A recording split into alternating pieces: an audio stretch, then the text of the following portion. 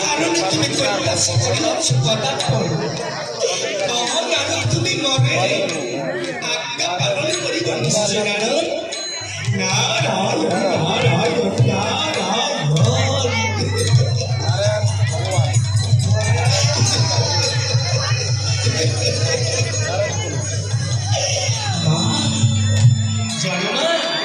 আগামী অনেক বড় আশা নিয়ে সর্বকাপড়ে কৈলাস ধামে এসেছি।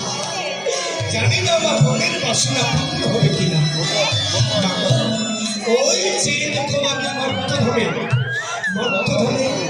সন্ধ্যু আর নিঃসন্দ